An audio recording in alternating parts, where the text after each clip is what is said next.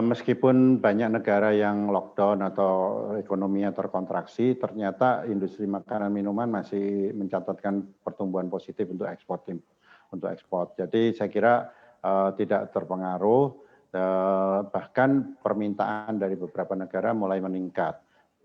Data sampai September kemarin menunjukkan ekspor kita meningkat sekitar 6% secara total untuk makanan dan minuman. Dan banyak negara-negara baru yang kita eksplor, termasuk di Amerika Latin misalnya. Baru bulan lalu kami mendapatkan laporan dari anggota sudah memasuki beberapa negara seperti Brasil, Chili, dan lain sebagainya.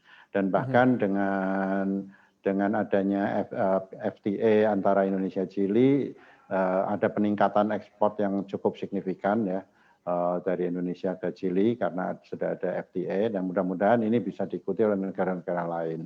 Kami sekarang juga sedang melakukan pembukaan gerai Indonesia di Brasil. Jadi ini merupakan saluran untuk kita ekspor ke Brasil dan negara-negara tetangga di Amerika Latin.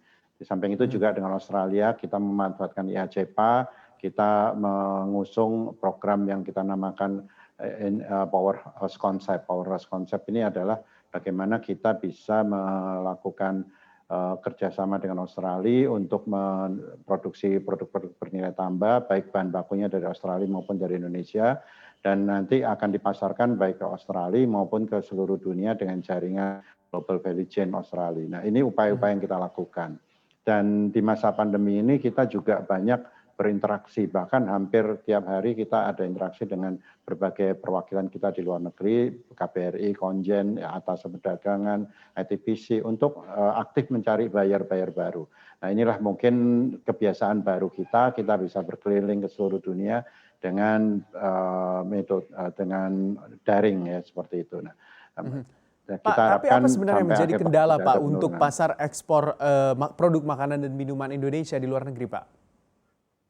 Baik, jadi kita kendalanya memang aturan-aturan yang ketat, ya masing-masing negara semakin memperketat aturan, termasuk label, termasuk standar-standar keamanan pangan, makin lama makin ketat. Nah ini yang menjadi kendala. Kemudian yang kedua adalah beberapa negara masih menerapkan tarif tinggi dan tarif diskriminasi, seperti misalnya ke Eropa. Produk-produk kelapa dan produk coklat kita masih diskriminatif karena kakao dan coklat dari Afrika 0%, kita masih kena 6-9%. Demikian juga produk-produk kakao di beberapa negara sudah 0%, seperti Vietnam dan lain sebagainya. Kita masih kena tarif, cukup ada tarif biaya masuknya.